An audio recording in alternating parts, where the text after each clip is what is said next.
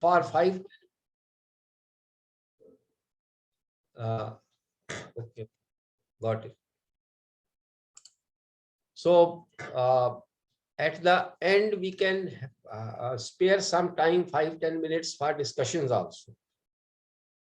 Now, friends, the subject which we are going to discuss, this National Education Policy 2020. So all of us who are involved in the higher education system, so they understand this new education policy, that it has brought a major change in the higher education structure, not only higher education structure, but the overall education structure in the country. So we all understand that since independence, so we were continuing with a particular system, so which we now call it as a traditional system of education.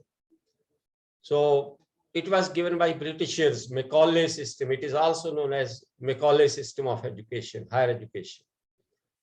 So since independence, for the last more than 70 years, many committees constituted, many commissions constituted, and every committee, every commission made recommendations also that our system needs to be changed.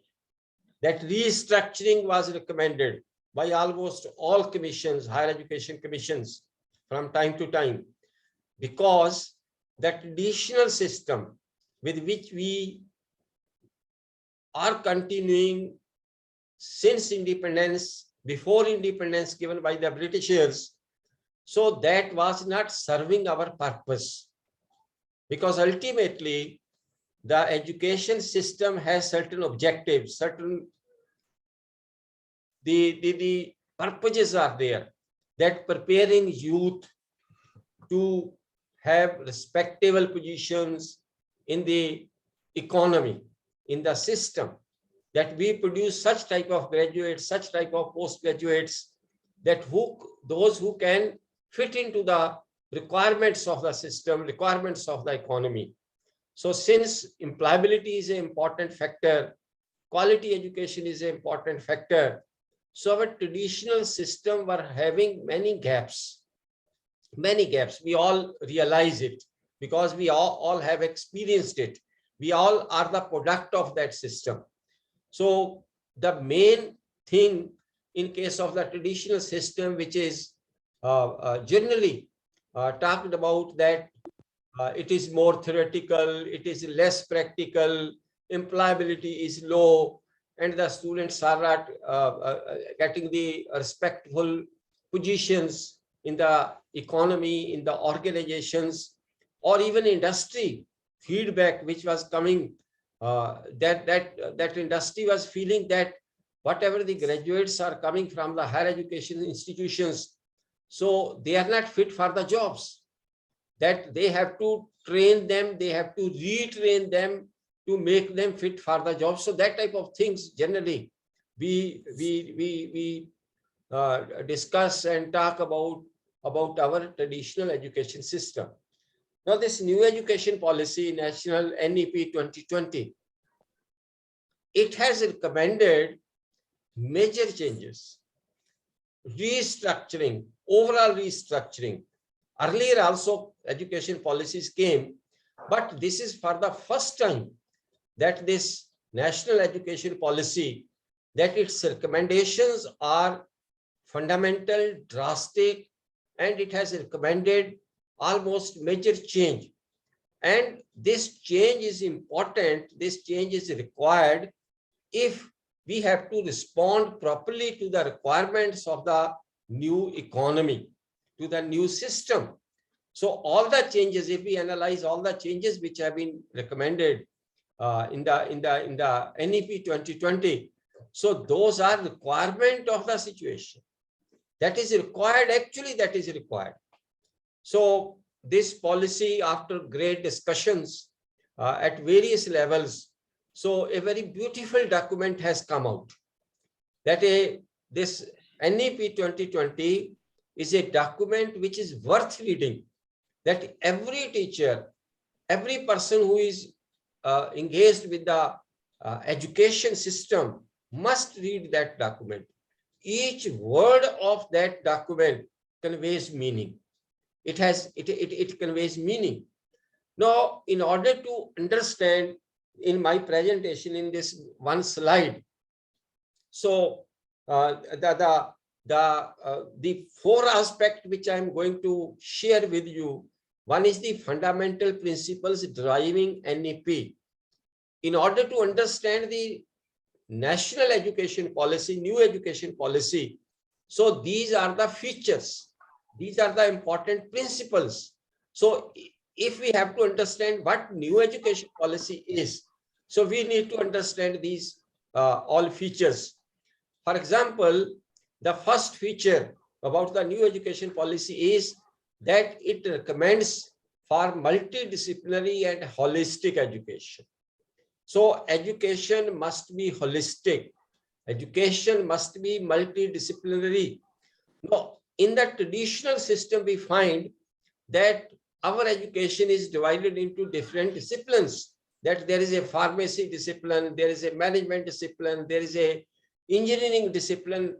No, there are disciplines. Those disciplines classification is made only for the sake of convenience. That we are producing engineers, they know everything about engineering part. If we are producing pharmacy experts, so then they learn more about pharmacy only.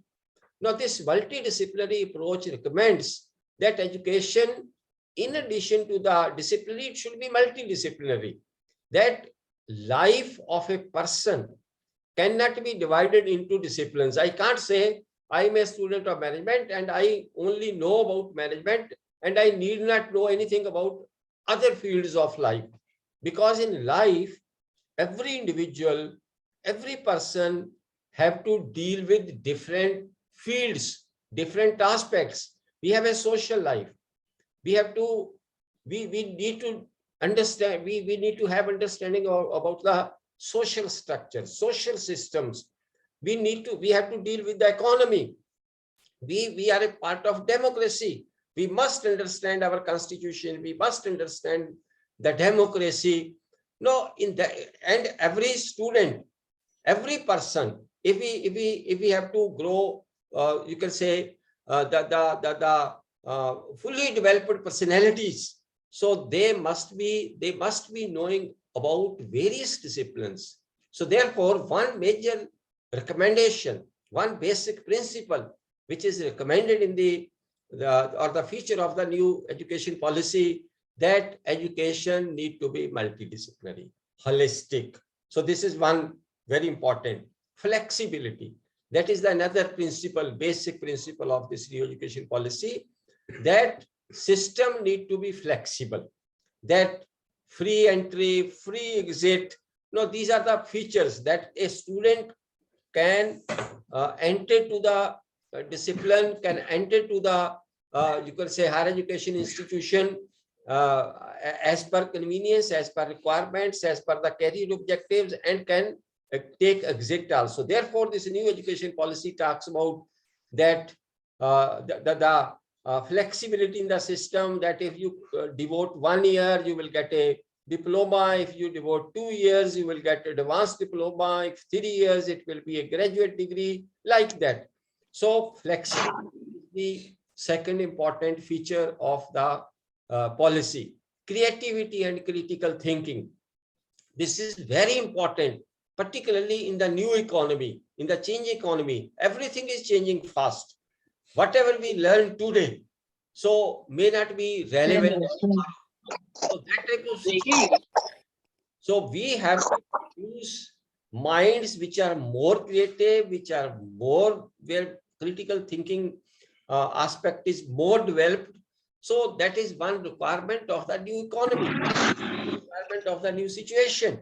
So this policy talks of creativity, critical thinking, developing creativity, critical thinking. That should be the focus of the all programs. Ethics, human values, and constitutional values. That is another important factor. That ultimately a person that higher education objective is to produce experts, those who are good human beings also. That an individual, if is an expert, is a scientist, or is a, you can say, knows everything about the discipline, about the subject, but human values are missing. So this one aspect is very important in life. So it is a requirement that in addition to experts, producing experts, we need to produce good human beings also. So new education policy talks about human values, ethics, constitutional values, that is to be part of the training process. Liberal education approach. Now, basically, this new education policy is a combination of two things. One is liberal aspect, and at the same time, expertise. Now, this liberal education is a very successful, popular concept in US model.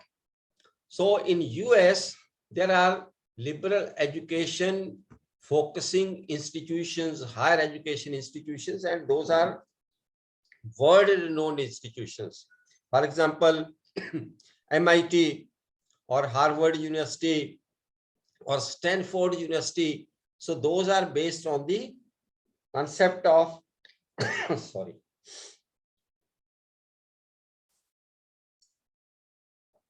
liberal approach. So liberal approach recommends that in addition to the discipline, every student must have the opportunity to study the liberal subjects also, so that there is a full personality development. So this model of liberal education is the basic concept of US model, which has been integrated into the new education policy. That is very important. Teacher at the center of the reforms. So there is a focus of the new education policy that it is more teacher-centric, that ultimately teachers, they need to be empowered. They need to be given authority to decide what to teach, how to teach, and ultimately what should be the focus of the total process.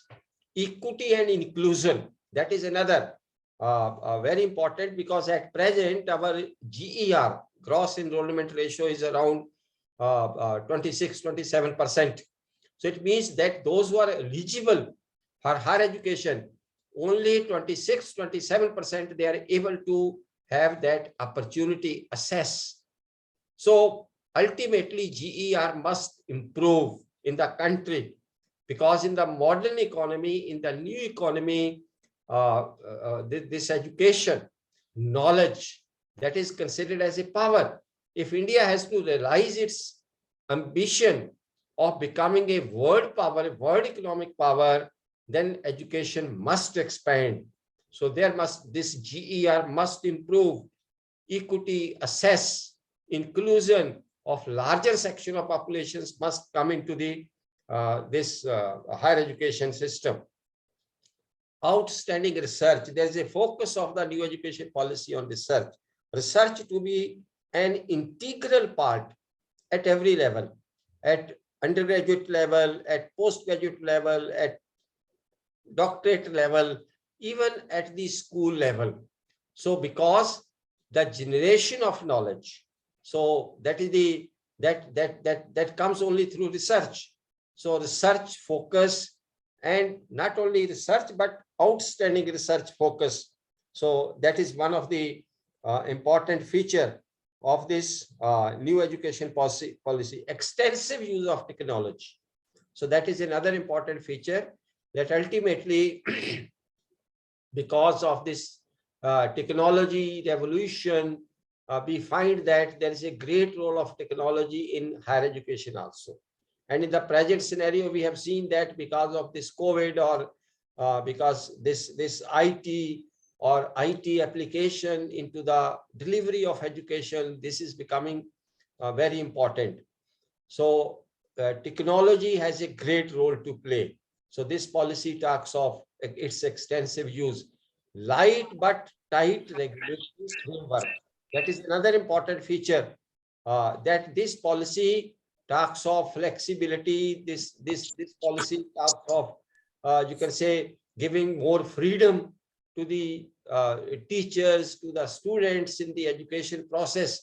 But at the same time, the regulatory framework must be tight, that the different institutions should not be allowed to play with the careers of the students. So the you can say this policy recommends for more effective controls on the higher education institutions. So respect for diversity and local context. So that is another important feature, that multiple languages, or you can say interaction with the different cultures, etc., etc. So these are some of the fundamental principles or very important features of the new education policy, of the National Education Policy 2020.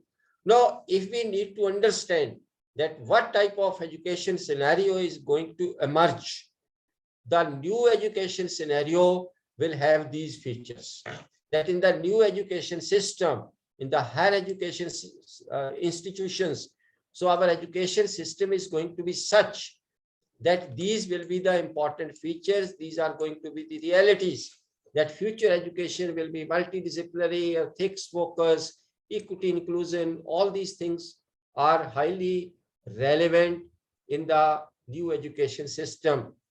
So the second part of the presentation is, that is the major recommendations for higher education institutions.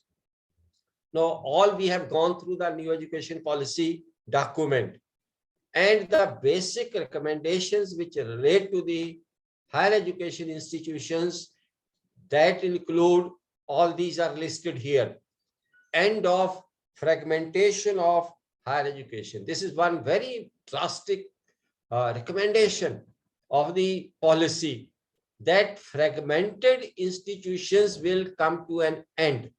Fragmented institution means which are standalone institutions, because ultimately it will be multidisciplinary education. So for multidisciplinary education means there should be multiple disciplines available in the same institution. So for example, there is a one education college providing only B.Ed education. So that is a single, you can say, stream institution. That is a fragmented institution. So that cannot become multidisciplinary institution. So such institution will have to go. Now it is expected that at present in the country, there are around 50,000 institutions, including all universities, colleges, or other centers of excellence. So if taken into account altogether, the number is 50,000 now at present. And this policy recommends that ultimately their number will go down to 15,000. 35,000 institutions may be closed down in the process of implementation of this NEP 2020, because all fragmented institutions, either they will club up with the other institutions, or fragmented institutions will be closed down, because ultimately only multidisciplinary institutions will survive. So second major recommendation is that all universities will be multidisciplinary ultimately in the long run by the year 2040.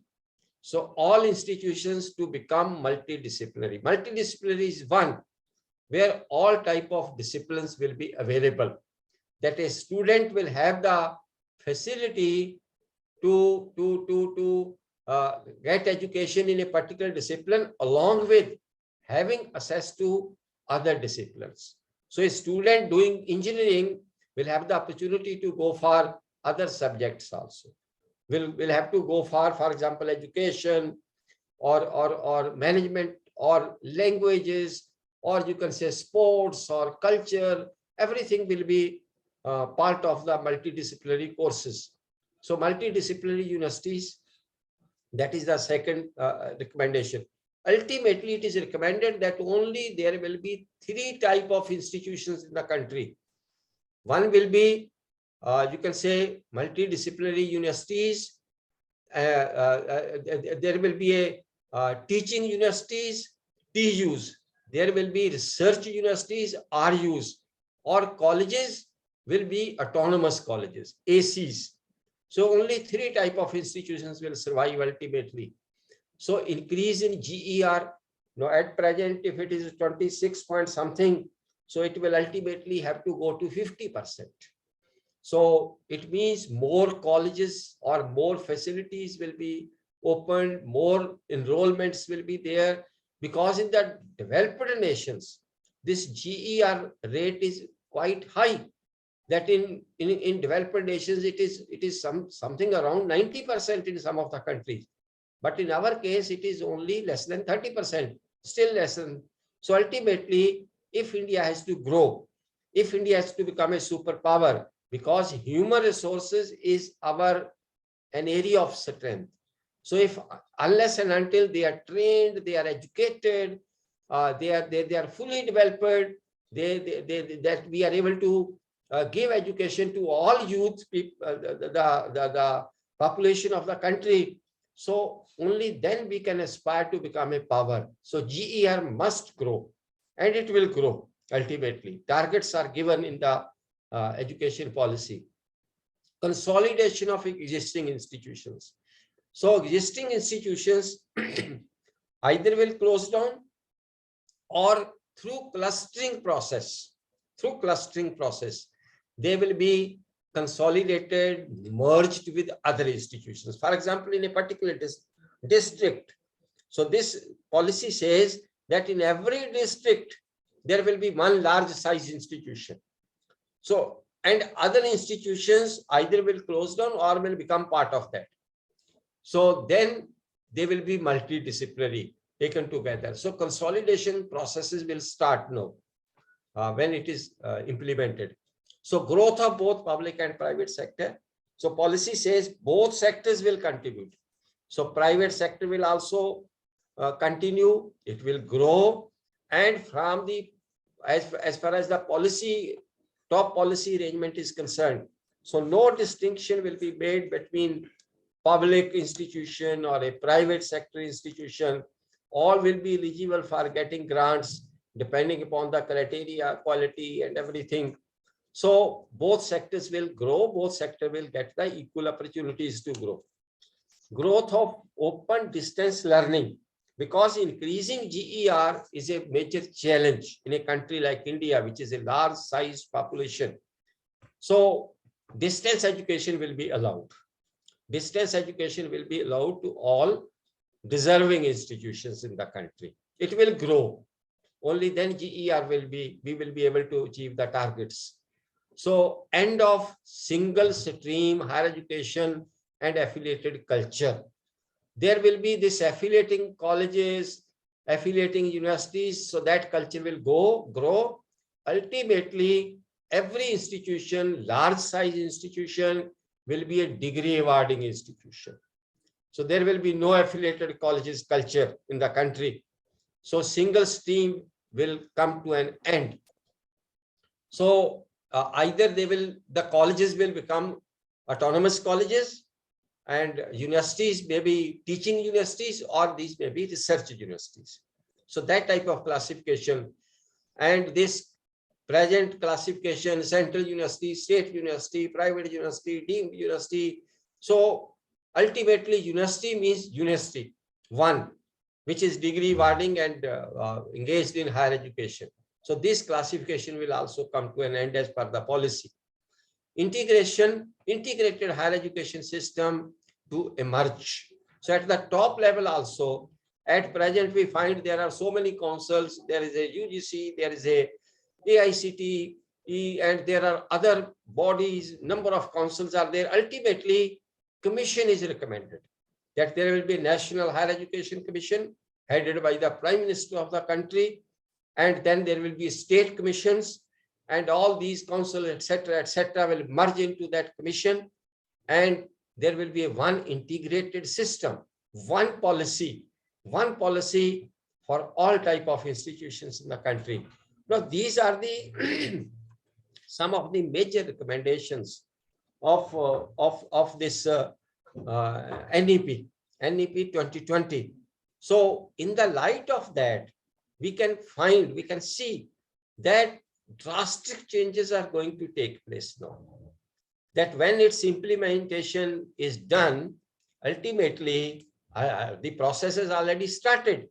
So ultimately, it will result into a major restructuring of the whole education system, higher education system in the country. So HEIs at present, which we find, so we will find after say 2 years, 3 years or 5 or by the year 2030. That is the first target. So we will find a changed scenario in the country.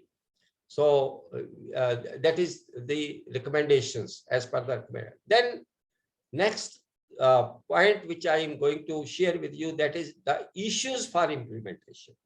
Now implementation, because drastic changes are recommended, total restructuring of the higher education system is recommended. So its implementation is a challenge.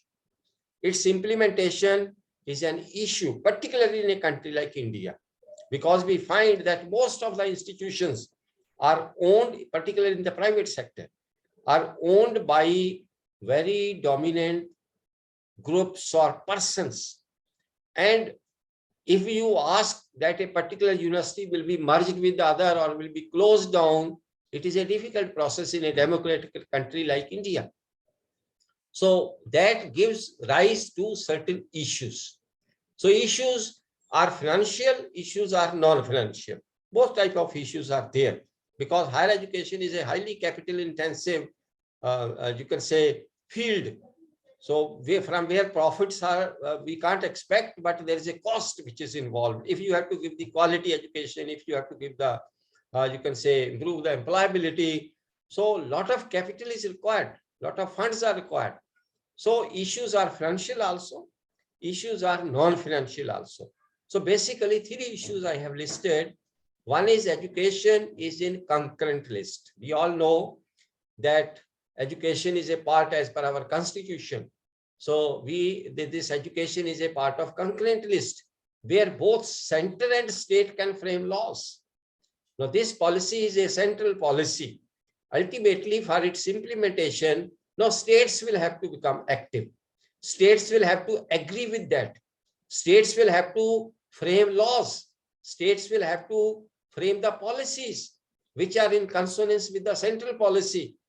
So keeping in view the present, the realities, democratic realities, or the system, the state-center relationships.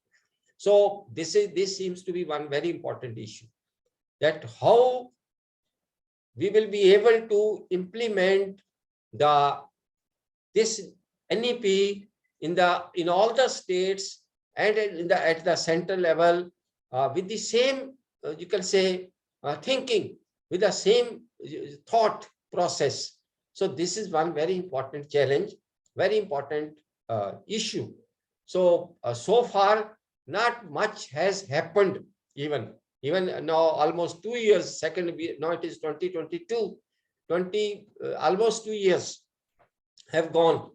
Not much, you can say, progress we are finding in the process of implementation. So this is one very important issue, that being in the concurrent list, so how the consensus would be evolved, that all states and all center, you can say, so they agree to that and start the framing laws. And second is the funding of higher education. That is a very important challenge, very important issue, that funding, nowhere this policy so talks about the funding part, that from where the money will come. That we are talking of all these idealism, and ultimately at present we find in the private universities that funding is a major challenge, not only in the private universities, in the public sector universities also. So everyone is saying we don't have money, we have shortage of money, we don't have money for the purpose of research, we don't have money for the purpose of, you can say, establishing quality labs or other investment which is required in the higher education system. So from where money will come? This policy does not give very clear ideas also that from where the money will come. We are generally saying industry will be involved, or some funding will come from the other, you can say through consultancy, through, because in the foreign system, we have tried to copy US model with some Indian, you can say, integrating culture into that. That is the crux of this philosophy, whole thinking process in the NEP. So funding in foreign situation is a different kind of situation. In US, the private universities, they are also self-financing, but their self-financing process is different. That they charge higher fees from more fee from the foreign students, lesser fee from their own, you can say, own citizens. So even though it is a developed nation, high per capita income, so they have their well-defined system of funding of the higher education institutions. But in our case, it is very difficult. At present, what is happening in the private universities? Poor quality education at a higher fees. So how far it will continue? How the common man or the middle class people, so they will afford to send their the children to the higher fee institutions where poor quality education is given. So that is a very big challenge, funding. So funding concept is another very important issue, from where money will come and how the policy is going to be implemented. So whole country need to think about that. Then regulatory framework, that is also on various recommendations yet to evolve. That the process has to start. Even higher education, we are talking of that UGC will be merged, IICT will be merged, and councils will be merged, and ultimately there will be a commission. So when the process will start? So, so that is the regulatory framework has yet to evolve, because it is a major thing, major change which is going to happen, but many things need to be done. And process that's not, no UGC is writing, the universities, AICT is writing, NAC is writing, that new education policy implementation need to be started at the institutional level. There are certain things which need to be done at the government level, central government, state government levels, but certain initiatives can be taken by every individual institution at their own level. So these are some of the ideas, some of the areas which I have tried to list out. Here we can start the process even without involvement of the government. So new education policy can be started. We need to be started. Its implementation, and these are the areas. One is implementation of CBCS, choice-based credit system. So choice-based credit system has almost the similar type of features which are there in the new education policy. Most of the universities, they have implemented. But the way this CBCS has been implemented in the universities, whether private or public, so that needs to be, you can say, further strengthened. That need to be implemented in the real perspective, in the real sense of the CBCS. So as we find in case of IIMs, as we find in case of IITs, top ranking institutions or foreign institutions, so that type of CBCS. So where there is a relative grading, and so that is only possible when it is a large size institution and other things. So CBCS is one area which can from where we can start the process of implementation. Transfer of credit policy for mobility, because this policy says that there should be full mobility, or mobility of the students from one institution to other institution need to be encouraged. That if any student is not satisfied with one institution, should be allowed to enter into the other institution. So mobility, and that any institution can do by liberalizing, by defining its, as you can say, transfer of credit policy.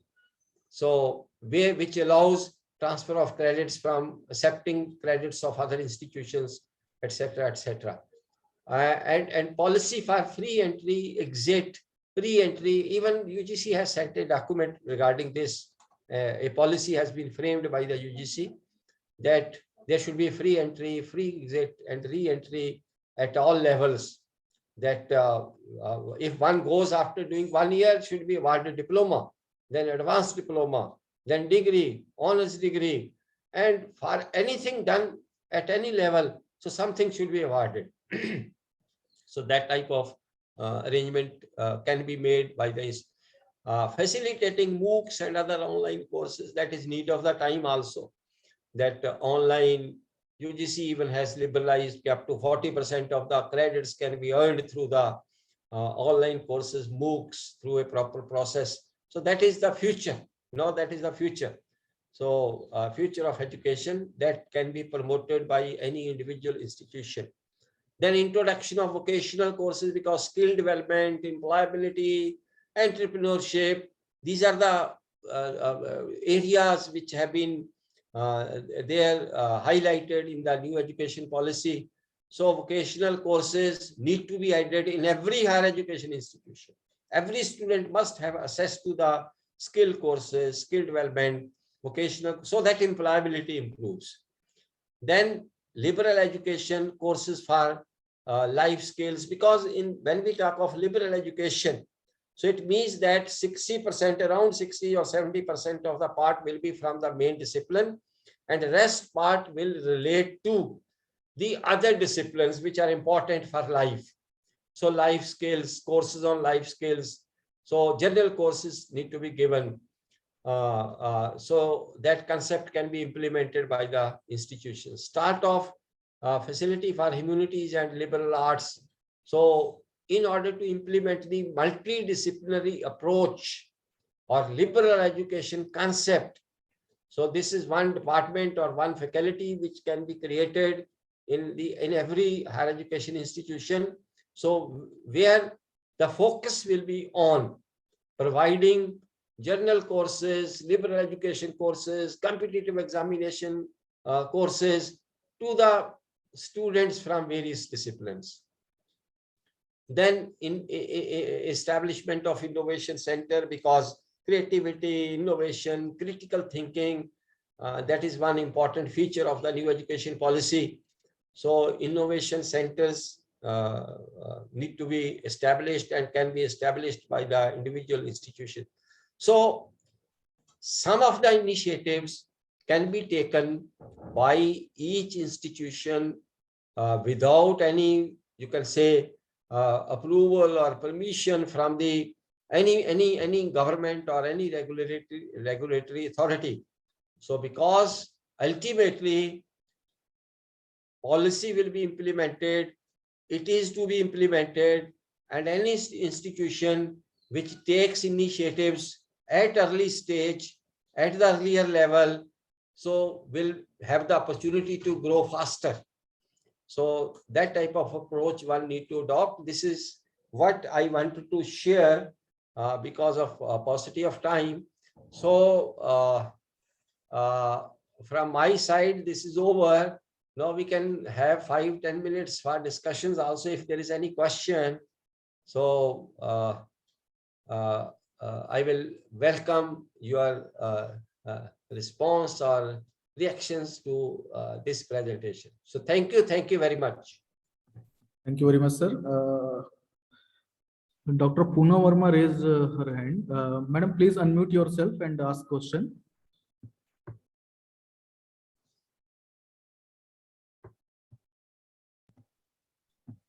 Hello, namaskar, sir. Hi, namaskar. Sir, I want to know, can I improve our research structural program through MEP? Which program? Please repeat. Research program. Structure of research program. Search program. MEP. Through MEP. Yes, yes. Ultimately, yes, as I have shared with you, that there is a more flexibility And ultimately, only 3 types of institutions will emerge in the country. One will be the autonomous colleges, ACs. Another will be teaching universities. Third, top ranking will be the research universities. So where more focus will be on research. Research is an integral part of the higher education process. So any university can start any type of research programs under this policy. So I hope your question is this, or your question is something different. Yes, sir. I want to just one thing more, sir. But actually, India have a one big gap between a laboratory and lab. So, can we reduce this gap with the help of national education policy? And NEP allows everything. NEP is more liberal. It gives more freedom, more autonomy. So, in order to promote any of the feature, so any university can take any initiative with regard to that. So the main research is the main focus. Thank you, sir. Okay. Thank you very much, sir, for wonderful discussion over national education policy. Now I request our Honorable Vice Chancellor, Dr. Anand Mehelwar, sir, to share his view regarding this program, sir. Yes. Thank you, sir. Thank you, Professor Verma, sir, for giving your precious time to us. In spite of your busy schedule, you have shared your words of wisdom with us. Thank you very much. You have very nicely represented the National Education Policy 2020 in a simple words. You have clearly mentioned the fundamentals, pillars of new education policy, the recommendations, the issues, challenges which we have, which we will face for this, and the possibilities to implement the new education policies through the institution. You have clearly mentioned that one also. So, sir, I think we are honored with your lecture, and from the bottom of my heart and on behalf of ISBM family, I want to thank you once again for sharing your precious time with us. Thank you very much, sir. Thank you. Thank you very much. So, sir, I seeking your permission to close this meeting, sir. Yes. Thank you very much for your wonderful discussion, sir. Thank you very much. Thank you. Thank you, sir. So, Thank you, sir.